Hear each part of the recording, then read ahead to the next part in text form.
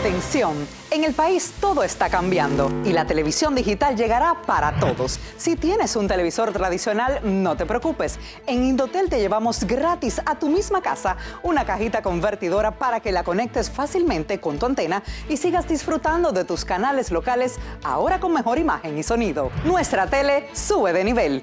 Muy importante, recuerda que la cajita es gratis y es una por familia, para que todos tengamos la oportunidad de disfrutar de televisión con calidad. Entérate de cuándo estaremos por tu comunidad a través de nuestros medios de comunicación. Recíbela con tu cédula y recuerda, de la antena a la cajita, la televisión digital llega para todos.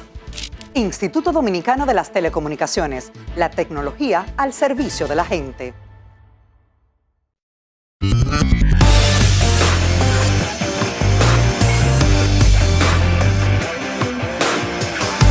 Saludos, muy buenos días en este día, señores, que será lluvioso. Tenemos una vaguada que podrá prolongarse por las próximas 48 horas, pero también tuvimos un temblor.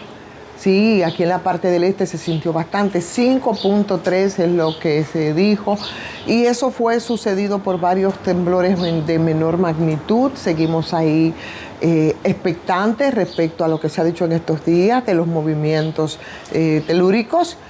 Pero tú no ves nada, tú no sientes nada, tú no ves que hay una campaña de orientación. Lo venimos diciendo. Ojalá y que no nos sorprenda, señores, con todas las 14 fallas que tenemos ahí. No sé qué están pensando las autoridades en términos de esa necesaria orientación a los ciudadanos y ciudadanas de este país. Mientras tanto, cumplir con la responsabilidad que implica, a través de los medios en los que uno interviene, de buscar los expertos que puedan hacer entonces esas recomendaciones para que cada quien de manera individual ponga atención, se oriente y, llegado el momento, que ojalá no llegue nunca, entonces sepamos qué hacer frente a un fuerte movimiento como el que tenemos pendiente aquí en República Dominicana. Hoy fue 5.3 y fue aquí en toda la zona, se sintió en el Cibao, se sintió en el este, pero no se escucha nada, no se toma ningún tipo de iniciativa. Mientras tanto, y en lo que el hacha va y viene y procuramos nosotros información de manera individual, esta tarde se va a reunir la comisión tripartita para todo el asunto de aumento salarial. Léase sindicalistas, empresarios, gobierno, y es algo que se viene manejando desde hace 2 o 3 semanas. De alguna manera, los empresarios que ayer se destaparon con una propuesta de 10% de aumento del salario mínimo del sector privado no sectorizado, o sea, todo lo que no sea turismo, construcción, agricultura, además otros sectores que tienen sus propias escalas de salario, frente a lo que había dicho el gobierno, que había ofrecido un 20%, y por supuesto el sector salarial, que había hablado de un 30% para aumento de salario.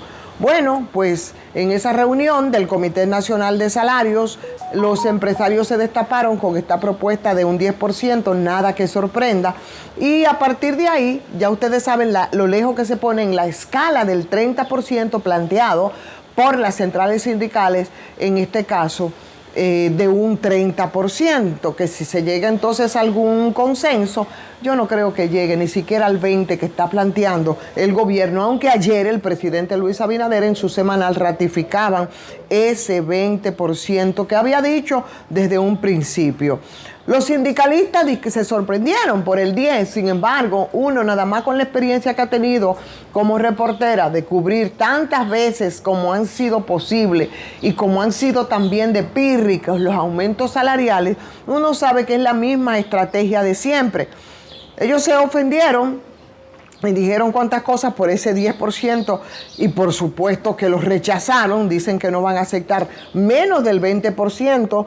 Ayer en una conversación con Pepe Abreu hablaba de un 20%, de un 25%, o sea, un intermedio entre lo que plantea el gobierno y los sindicalistas, pero los empresarios ya dijeron que no tenían para nada, y las MIPYMES, que son las pequeñas y medianas empresas, dicen que no están en condiciones de aumentar un solo peso. El asunto es que solo suben los salarios mínimos, no solamente eso pasa, sino que eso va a provocar una especie de efecto dominó, porque también va a aumentar con ese aumento se va a poner todo patas arriba. Y hoy mis amigos del briefing hacen una explicación bastante, yo digo, didáctica de el control entre salario nominal y salario real. Eso como matemática simple, como mismo lo subtitulan, en caso de que se logre lo pretendido por las centrales sindicales. Entonces, qué sé yo, lo que vendría ahora, porque habrá que ver cuáles serán los resultados, es como está ocurriendo en las últimas semanas, que es una especie de mover sobre las quejas. También que hay que incorporar en el análisis el tema de la subida del dólar, el aumento del costo de la vida, especialmente en los alimentos que se compran en los supermercados. Y, por supuesto, lo que pasa desde lo que tú manejas en tu bolsillo y uno que otro análisis que podrán estar de acuerdo o no, pero que son los últimos números que tiene el gobierno para decir que la economía está mejor que nunca y que no hay que preocuparse. No hay que preocuparse, e incluso por el aumento salarial. Entonces ahí te empiezan con toda la perorata de que si el tamaño del Producto Interno Bruto, que subió, dicen ellos, un 5% en el 2024 y que va a seguir subiendo. Por supuesto, ustedes saben que el PIB es la división, ellos hablan del aumento del PIB per cápita, que no es más que la división de todo lo que nosotros tenemos, entre la cantidad de gente que también tenemos en el país, y entonces que todo viene subiendo todos los años.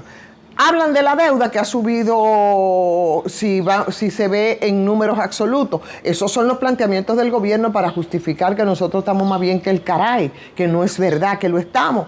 Pero hacen una relación del PIB que dicen ellos que ha bajado de 61% en agosto del 2020 a 57.5% ahora. Entonces, según el presidente Luis Abinader ayer en su semanal, eso significa que la economía puede aguantar entonces más endeudamiento. Estamos en capacidad para seguirnos endeudando. Y lo otro es el déficit fiscal, que no es más que la diferencia que hay negativa entre ingresos y gastos del gobierno, que tenemos tema con el déficit fiscal, por eso queríamos hacer la mentada reforma. Dicen ellos que es de menos 3.5, haciendo la comparación con 2019, y en el 2024 fue menos 3.1. Pero también hablan de las ponderaciones que hacen respecto a la inversión extranjera, respecto a los demás países de la región, y lo que ayer era una información sobre las calificadoras de riesgos de República Dominicana, que están en su mejor momento de la historia según algunas calificadoras de riesgo. Y ni qué decir el impacto que todo esto pudiera tener entonces en el problema de la pobreza, que ha bajado, la pobreza monetaria, claro está, dice el gobierno, no lo estoy diciendo yo, ni tampoco estoy de acuerdo con esto, porque una cosa es lo que dice el gobierno y otra cosa son los datos de la realidad.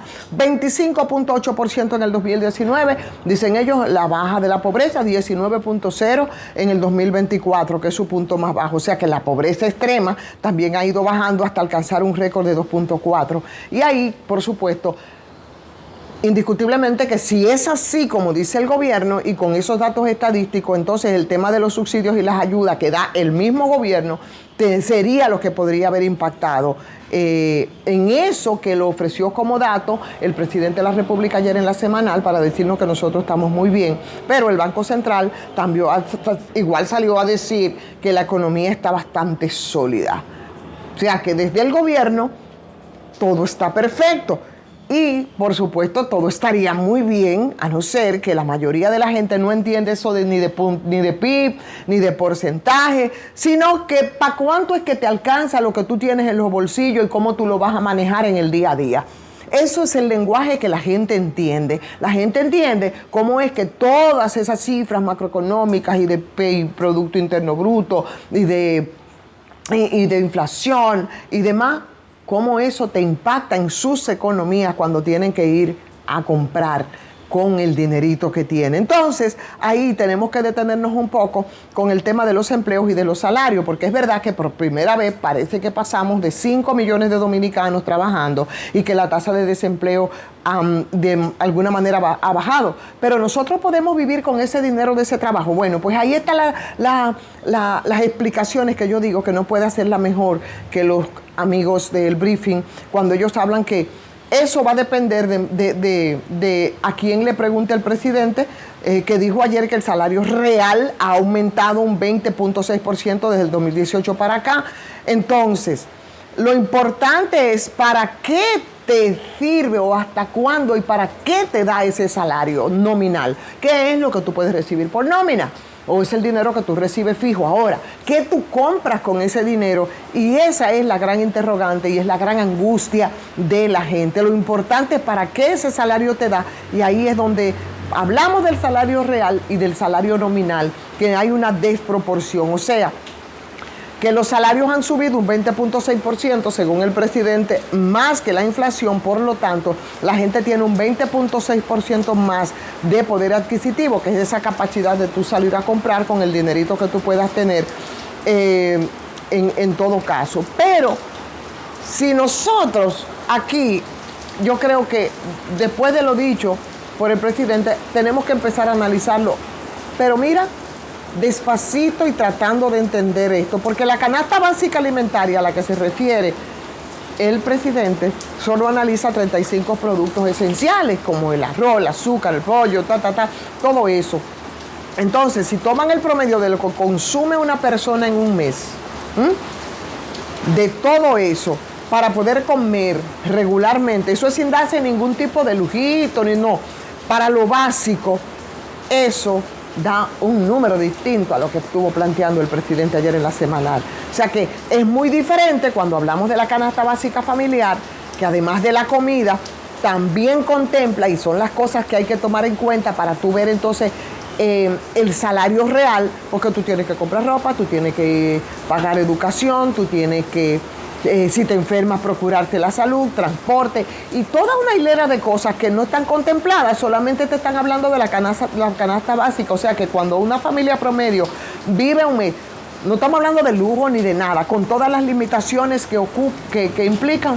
Señores, no estamos hablando de absolutamente nada en comparación del salario nominal respecto al salario real y a los datos de la realidad que tienen que enfrentar todos los días la gente. Y ahí entonces donde los salarios quedan cortos, porque mientras el salario mínimo para que las empresas grandes han aumentado de 15,000 a 25,000 y algo más del 2019, la canasta básica promedio te ha subido en la misma proporción, porque te pasó de 28,000 a 45,000 pesos.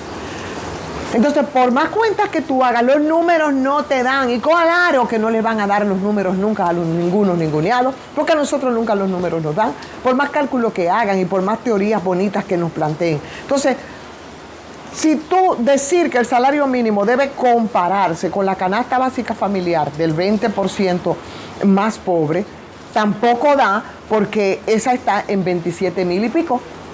Entonces, si suben los salarios, el 20% que está planteando el gobierno en esta discusión, que van a continuar esta tarde, al menos quienes tienen salario mínimo quizás pudieran costear la canasta básica familiar más barata de todas. En cuanto al resto, será entonces el bolsillo de cada quien que va a hablar, porque tú solamente no vas a vivir con la fuñida canasta básica, sino que hay otras cosas que tienen y que son parte y que son fijas, con las que tú tienes que resolver con ese salario nominal.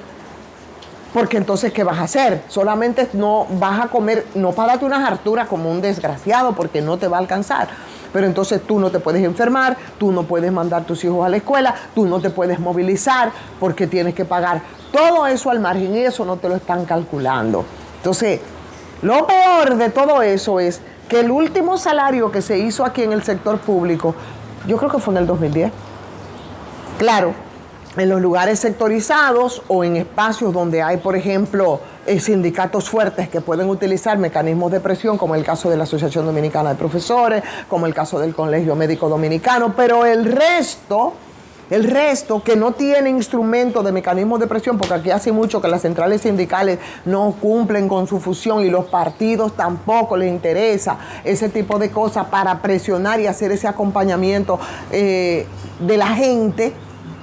Esos señores están en Belén con los pastores. Por tanto, yo no me haría tantas ilusiones con las discusiones de hoy. Probablemente se proponga quizás un 14, un 15, se llegue a ese consenso, no al 25 que están planteando las centralitas que nos están representando ahí. Pero como siempre, vuelvo, les repito, la misma historia de siempre. Y como siempre, yo también les quiero pedir a ustedes que le den like a esta transmisión y que la compartan. Y como siempre, agradecerle a la farmacia GBC con su 20% de descuento en todas las sucursales y los medicamentos. Eso sí no varía. Y como siempre, también pedirles a ustedes que si no se han suscrito, que se suscriban a este canal de YouTube. Y que mañana, que nos colocamos a la mitad de la semana, como siempre, nos reencontraremos de nuevo en otra transmisión de Soy Ivonne Ferreras. Mientras tanto, vamos a disfrutar la lluviecita que tendremos en los próximos 2 días. Hasta mañana.